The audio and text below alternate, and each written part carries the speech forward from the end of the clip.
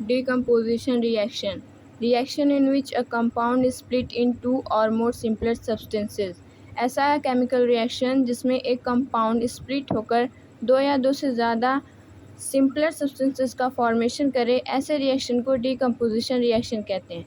यानी अगर कोई रिएक्टेंट ए टूटकर प्रोडक्ट बी और सी का फॉर्मेशन करे, दो या दो से ज़्यादा प्रोडक्ट का फॉर्मेशन करे, तो ऐसे रिएक्शन को डिकम्पोजिशन रिएक्शन कहते हैं। डिकम्पोजिशन रिएक्शन कॉम्बिनेशन रिएक्शन का एकदम अपोजिट है, जहाँ कॉम्बिनेशन रिएक्शन में दो या दो से ज़्यादा रिएक्टेंट मिलकर एक प्रोडक्ट का फॉर्मेशन कर रहे थे, वहीं डिकम्पोजिशन रिएक्शन में एक रिएक्टेंट टूटकर दो या दो से ज़्यादा प्रोडक्ट का फॉर्मेशन करता है। डिकम्पोजिशन रिएक्शन में किसी सब्सटेंस को स्प्लिट किया जा रहा है, तोड़ा जा रहा है, तो हमें किसी भी चीज़ को तोड़ने के लिए एनर्जी की रिक्वायरमेंट होगी, चाहे आप वो हीट एनर्जी दें, इलेक्ट्रिक एनर्जी दें या फिर लाइट एनर्जी दें। तो इसी बेसिस पे डिकम्पोजिशन रिएक्शन को 3 टाइप्स में कैटेगराइज्ड किया गया है। पहला है थर्मल डिकम्पोजिशन रिएक्शन। ऐसा रिएक्शन जिसमें हीट यूज़ हो, हीट के ज़रिए कंपाउंड को दो या दो से ज़्यादा सब्सटेंस में तोड़ा जाए, ऐसे रिएक्शन को थर्मल डिकम्पोजिशन रिएक्शन कहते हैं। दूसरा है इलेक्ट्रोलिसिस। ऐसा डिकम्पोजिशन रिएक्शन जिसमें इलेक्ट्रिक एनर्जी का यूज़ हो, ऐसे केमिकल रिएक्शन को इलेक्ट्रोलिसिस डिकम्पोजिशन रिएक्शन कहेंगे। तीसरा है फोटोलिसिस। Photo means light. ऐसा रिएक्शन जिसमें लाइट, मेनली सनलाइट का इस्तेमाल हो किसी भी सब्सटेंस को तोड़ने के लिए, ऐसे रिएक्शन को फोटोलिसिस डिकम्पोजिशन रिएक्शन कहते हैं। अब आइए हम बारी बारी से इन सभी रिएक्शंस के एग्जाम्पल देख लेते हैं। पहले हम थर्मल डिकम्पोजिशन रिएक्शन के एग्जांपल्स देखेंगे। पहला एग्जांपल है कैल्शियम कार्बोनेट। कैल्शियम कार्बोनेट में जब हीट पास कराई जाती है, हीट को हम डेल्टा से डिनोट करते हैं, तब ये हमें टूटकर दो प्रोडक्ट देता है। पहला कैल्शियम ऑक्साइड और दूसरा कार्बन डाइऑक्साइड। दूसरा एग्जाम्पल है फेरस सल्फेट।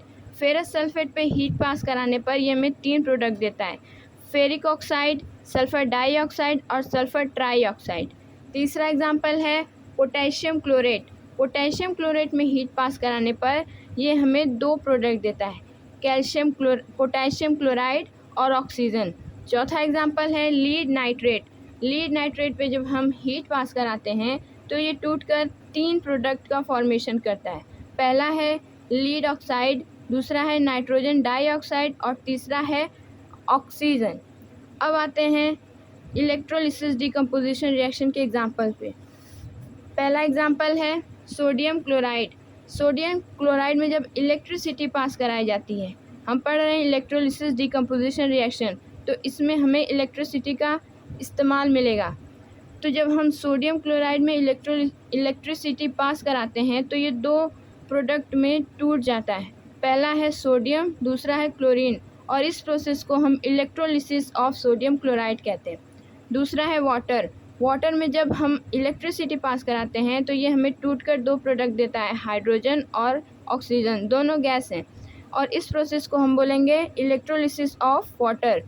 तीसरा एग्जाम्पल है एल्यूमिनियम ऑक्साइड। एल्यूमिनियम में इलेक्ट्रिसिटी पास कराने पर ये भी 2 ही प्रोडक्ट में टूटता है, पहला एल्यूमिनियम और दूसरा ऑक्सीजन।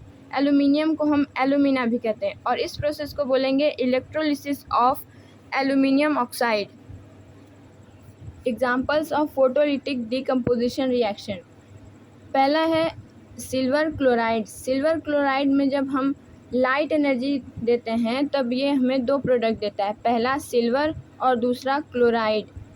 अब दूसरा एग्जांपल है सिल्वर ब्रोमाइन। सिल्वर ब्रोमाइन में लाइट एनर्जी देने पर, सनलाइट देने पर, ये टूटकर 2 प्रोडक्ट का फॉर्मेशन करता है, सिल्वर और ब्रोमाइन।